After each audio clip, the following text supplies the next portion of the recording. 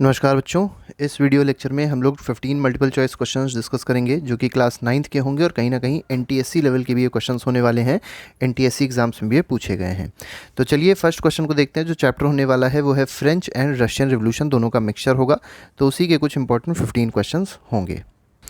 तो देखिए first question में कहा गया है the newly elected assembly abolish the monarchy. तो देखिए फ्रांस में जो एक नई असेंबली बनी थी उसने मोनार्की को ख़त्म कर दिया था। पहले मोनार्की का रूल होता था, उसको ख़त्म कर दिया था।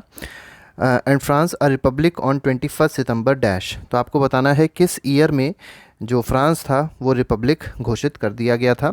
एक नई असेंबली यहाँ पर बना दी गई थी। ठीक है, तो ये आपको बताना है इस क्वेश्चन में। मतलब एक ये कह सकते हैं कि फ्रांस को रिपब्लिकन बना दिया गया था। तो ये है ऑप्शन नंबर ए, 1792 में ऐसा हुआ था। नेक्स्ट पे आएंगे क्वेश्चन नंबर 2। देखिए 2 में क्या कहा गया है। ओल्ड रिजीम टर्म, देखिए ओल्ड रिजीम जो टर्म है is usually use to describe the society and institution of France before. तो आपको बताना है जो ओल्ड रिजीम की बात करी गई है ये फ्रांस के लिए मेनली यूज़ किया जाता है। ये टर्म फ्रांस के लिए यूज़ किया जाता है। ठीक है, और ये फ्रांस के लिए कब यूज़ किया जाता है। एक सोसाइटी बताई जाती है कि सोसाइटी बहुत पुरानी थी, मतलब इस तरीके से हुआ करती थी। तो आपको बताना है किससे पहले की सोसाइटी को ओल्ड रिजीम सोसाइटी कहा जाता है। तो 1789 से पहले की सोसाइटी को कहा जाता है। तो इसमें अगर देखा जाए तो सेकंड क्वेश्चन का आंसर ई ऑप्शन हो जाएगा। थर्ड में आते हैं। थर्ड में देखिए क्या कहा गया। Name one important law that came into effect soon after the storming of Bastille in the summer of 1789। तो देखिए बेस्टाइल के बाद जो एक नया लॉ बना था वो कौन सा था। तो एबॉलिशन ऑफ सेंसरशिप। तो सेंसरशिप को क्या कर दिया गया था, एबॉलिश कर दिया गया था।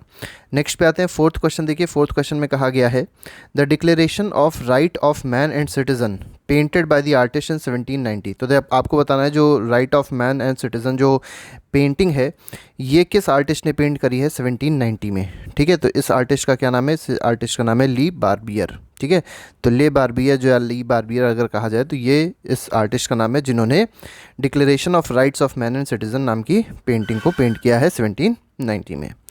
क्वेश्चन नंबर 5 पे आते हैं। 5th में कहा गया है लुइस 16। तो लुइस 16 की बात करी गई है। बॉर्बन फैमिली का किंग था। Was married to Austrian princess dash. तो आपको बताना है लुइस 16 की जो शादी हुई थी ऑस्ट्रियन प्रिंसेस से हुई थी। लेकिन ऑस्ट्रियन प्रिंसेस का नाम क्या था बताना है आपको। तो मैरी एंटनी उसका नाम था। ठीक है, तो 6D option will be the correct answer of question number 5।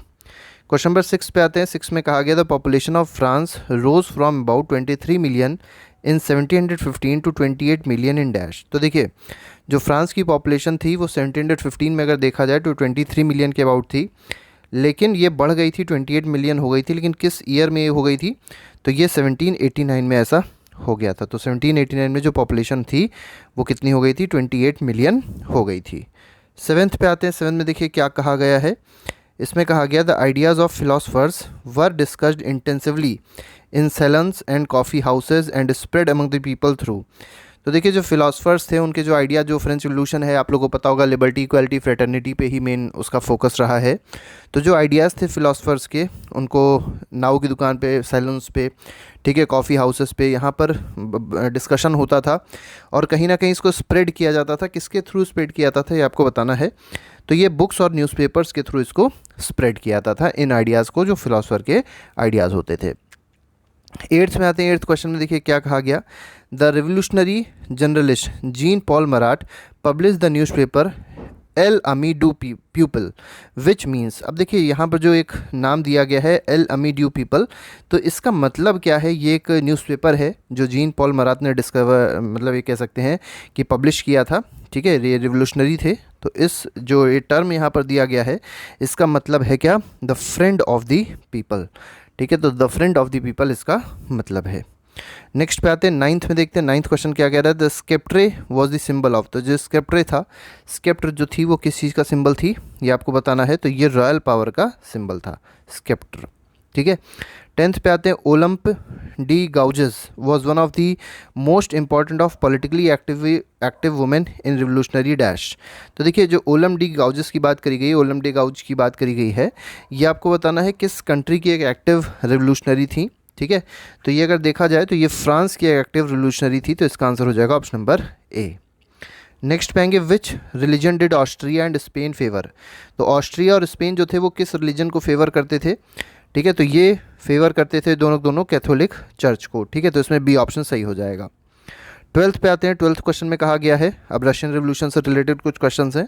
About 85% of Russian empire population earn their living from. तो 85% जो लोग थे, ठीक है, रशियन रेवोल्यूशन के टाइम पे, तो वो अपनी जो भी अर्निंग थी वो कैसे लाते थे, तो वो अपनी अर्निंग कहाँ से लाते थे, वो अपनी अर्निंग लाते थे एग्रीकल्चर से। तो एग्रीकल्चर मेन ऑक्यूपेशन हुआ करता था अबाउट 85% ऑफ पीपल का, ठीक है। नेक्स्ट पे आते हैं, क्वेश्चन नंबर 13 में कहा गया prominent industrial areas in Russia were. तो रूस में या रशिया में जो प्रोमिनेंट इंडस्ट्रियल एरियाज थे वो कौन कौन से थे, ठीक है। तो सेंट पीटर्सबर्ग था और मेनली मॉस्को था, ठीक है। तो मॉस्को और सेंट पीटर्सबर्ग जो था वो रशिया का मेन कह सकते हैं इंडस्ट्रियल एरिया था। नेक्स्ट पे आते हैं। नेक्स्ट में देखिए क्या कहा गया है, Duma were the council assemblies which were created by the dash. तो देखिए डूमा जो थी वो क्या थी, काउंसिल की असेंबलीज थी या काउंसिल असेंबलीज थी। उसको क्रिएट किसने किया था, तो इसको क्रिएट किया था ज़ार ऑफ रूस ने, ठीक है। तो ज़ार जो थे रूस के, उन्होंने इसको क्रिएट किया था, ठीक है। लास्ट क्वेश्चन पे आते हैं। लास्ट क्वेश्चन को देखते हैं। क्वेश्चन नंबर 15 में क्या कहा गया है, महाराज का आखिरी सवाल है। बिफोर 1914 से पहले आपको बताना है पेट्रोग्रैड को किस नाम से जाना जाता था। तो पेट्रोग्रैड को सेंट पीटर्सबर्ग नाम से जाना जाता था 1914 से पहले। तो ये हमारे कुछ क्वेश्चंस थे जो बहुत ज़्यादा इंपॉर्टेंट थे। बाकी के जो MCQs हैं पहले ही प्लेलिस्ट में लगा दिए गए हैं, और ये जो NTSC की प्लेलिस्ट है ये बिल्कुल अब नई प्लेलिस्ट बनेगी और कहीं ना कहीं बहुत ज़्यादा आप लोगों को फ़ायदा करेगी और सारी आपकी प्रिपरेशन बहुत अच्छे से हो सकेगी। तो अभी के लिए फिलहाल नहीं, thank you very much, goodbye, जय हिंद।